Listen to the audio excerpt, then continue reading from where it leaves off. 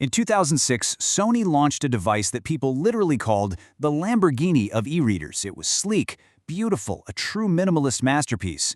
Exactly 1 year later, Amazon dropped the Kindle One, and, well, it was clunky. It was wedge-shaped. It had this awkward, split keyboard taking up half the space. By all conventional design standards, it was a Model T. But here's the mind-bending part. The uglier device? It completely conquered the world. Welcome back to Learning with Pratik. If you're new here, I try to increase neuroplasticity by exploring a new topic every day. I do all the reading and researching so you don't have to. Today, we're diving into an explainer about the highly counterintuitive history of the Amazon Kindle. We're going to look at the ecosystem paradox, specifically how a seemingly inferior, clunky piece of hardware managed to permanently alter global reading habits, defying basically every rule of modern tech design. Chapter 1. The Hardware Paradox. To really understand this unlikely triumph, we have to look at the intense, behind-the-scenes friction at Amazon's Lab 126. Amazon actually outsourced the Kindle's design to Pentagram, which is a legendary industrial design firm. Their lead designer, Tom Hobbs, had a very simple philosophy. He said, a good book disappears in the reader's hands. So for 2 whole years, these designers pushed for a stripped-down, distraction-free device. But Jeff Bezos intervened. He absolutely insisted on slapping an awkward BlackBerry-style physical keyboard right onto the device because he was convinced users would need it to search for titles. The result was a highly indiscreet, over-designed brick. Now, what happened next gives us a fascinating real-world comparison. Amazon's biggest rival at the time, Barnes & Noble, decided to respond to the Kindle by hiring the exact same lead designer to build their device, the Nook. Free from Bezos' constraints, the designers finally built what they originally wanted, a beautiful touch interface, no physical buttons. They even used the tagline, "Books don't have buttons."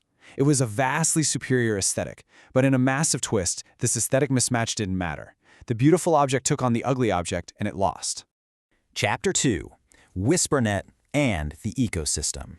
You see, the reason the clunky Kindle One had absolutely nothing to do with its physical design, it won because of a hidden, invisible infrastructure, a secret weapon called WhisperNet.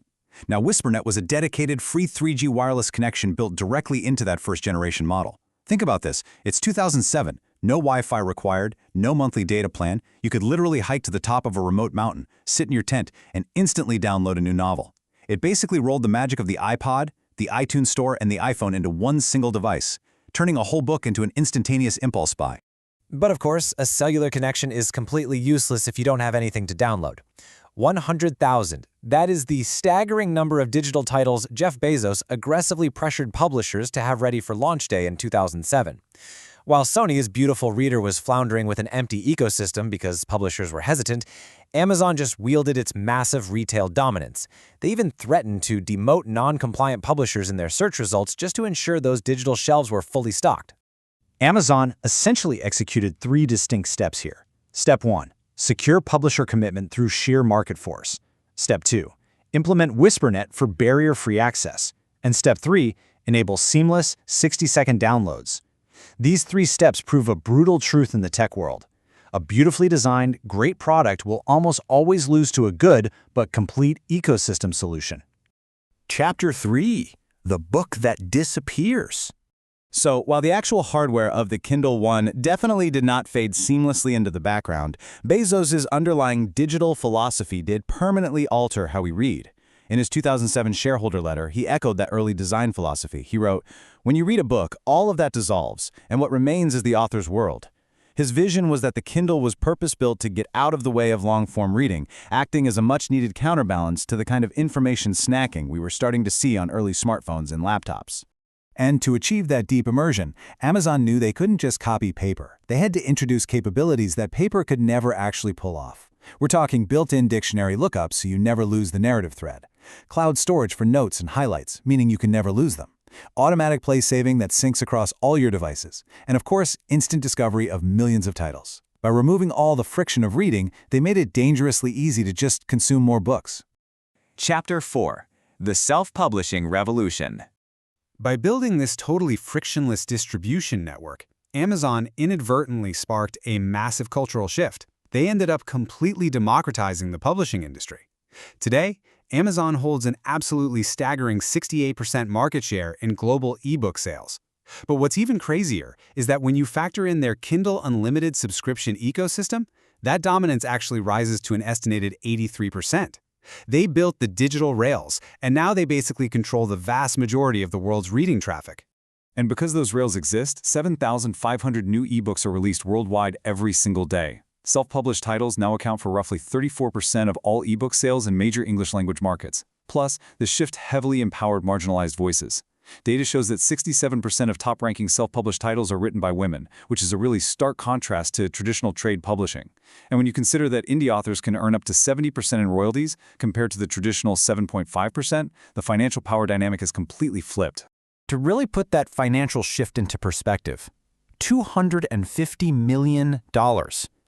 That is the massive payout given exclusively to indie authors through just the Kindle Unlimited program in 2019 alone. We're looking at a completely new global economy, and it was all built on the back of that ugly wedge-shaped device. Chapter 5. Dominance and Obsolescence. Now, controlling the ecosystem means you get to dictate the rules of engagement, and absolute market dominance comes with some highly controversial consequences for the hardware itself. In May of 2026, Amazon made a sweeping, quietly drastic decision. They ended store support for Kindle devices released before 2013. That includes the original 2007 model, the Kindle DX, and the early Fire tablets. Now, while users can still read books they've already downloaded, they can no longer purchase or download new content directly via the store on those older devices. In tech terms, this is effectively a soft bricking. It's estimated that up to 2 million older Kindle devices were affected by this specific update. Think about that. That represents over 624 tons of potential e-waste. Now, Amazon argued that these devices were supported for up to 18 years and simply couldn't securely handle modern data services anymore.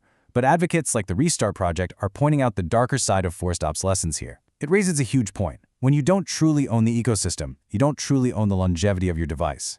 Which leaves us with a critical dilemma.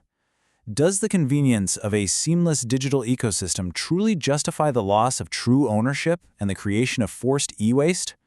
I want to hear your thoughts on this down in the comments. Thanks for watching. Tomorrow, we open a different page. Until then, Pratik,